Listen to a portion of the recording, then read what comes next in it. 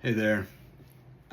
It's been a while for me, and it's most likely because I have not been feeling good. I actually had a really rough February. March seems to be a little bit better, but it put me not in a good place. So I'll give you a little backstory. I mentioned before in previous videos that I started testosterone therapy, and I believe I started it early November, and throughout the month of November, not a huge thing. I kind of probably noticed mood or sleep improvements, maybe brain function improvements. December, I was like suspecting I was feeling some physical improvements. And when I came to January-ish, I was like, oh, I'm notably stronger in some areas. And so that was a huge boost, and kind of gave me a lot of hope that this is a good decision. I met with my doctor, as I previously said in a video. Met with him.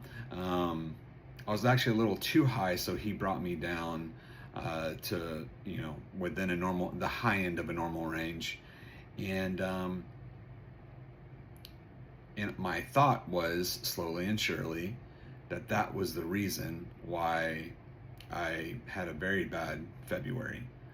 Um, And when I say very bad, it's like, I've got the tallest toilet in the market, 21 inches. I couldn't get off that by myself.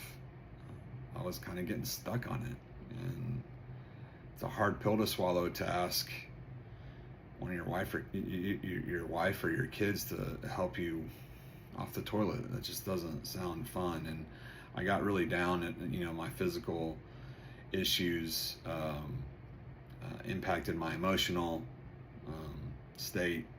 I would say at a spiritual level too, just pleading and asking for healing, and just not hearing anything. And I've been able to get off the toilet for so long, and it was just a big blow and a big setback to I can't do it anymore, and I don't know why, and I'm suspecting it's the hormones, but what the heck. Same with getting off the bed. Our bed, I was been able to get off of. Not that it was very easy, but it was a little, not real low, but a little too low for me, and that contributed to,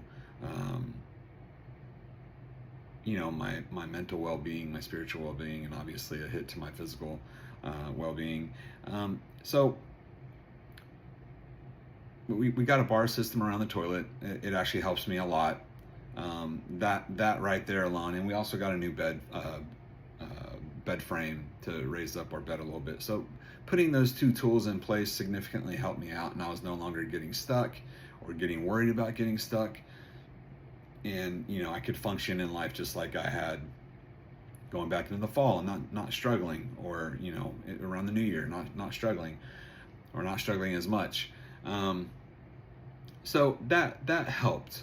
But what was going on in my head the whole time of these rough 2 or 3 weeks in February was, what is the explanation here? The only variable seems like the reduction in my hormone levels.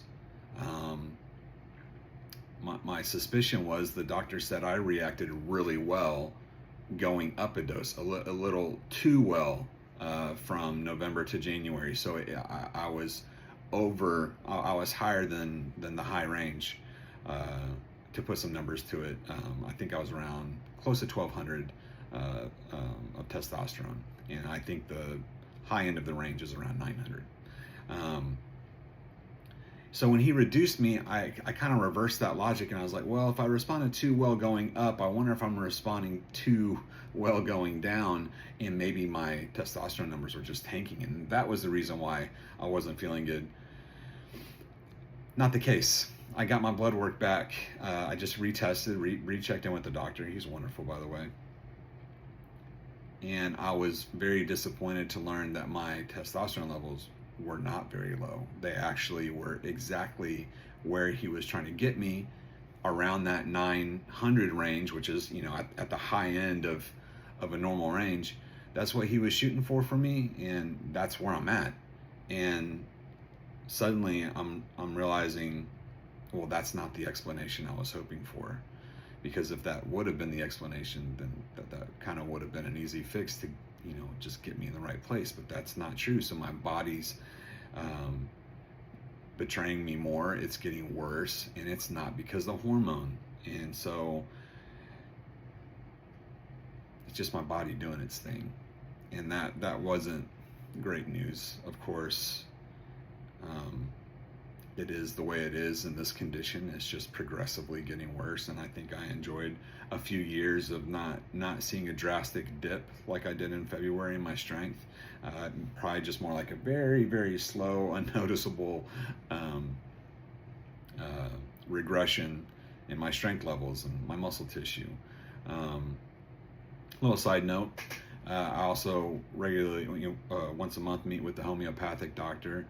And coincidentally, she said, Mike, the months of February and March are actually pretty difficult with people with autoimmune. Most of my patients talk about a regression or a hit when it comes to those months. And she said allergies cause inflammation. They make your immune system work harder. And when your immune system's already struggling with autoimmune, that it can just be another negative impact for no other reason other than, I guess, pollen, air. I have a suspicion barometric pressure has an impact, which I'm actually capturing data right now and running statistical correlations on whether temperature, humidity, air pressure. I'm going to track, and I've started doing this already. I'm tracking to see what effect that has on how I'm feeling for a day. Anyways, that's where I'm at. It was tough. I'm feeling better now. I'm not stronger, but this disease is continuing to go. Is continuing to get at me, and I'm just praying for it to stop and exploring other things to slow it down and hopefully heal from it. So I'm going to keep going. I'm going to keep trying.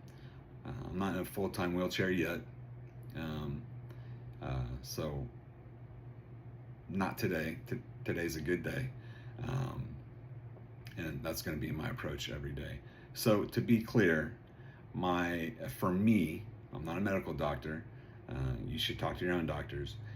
For me, the answer to the question, does testosterone replacement therapy work or help for inclusion body myositis? The answer for me, it's a no. Not right now. Maybe that changes. I'm going to keep on it because actually I like the benefits of sleep, brain function, mood. I feel good in here. I just wish physically my body would respond.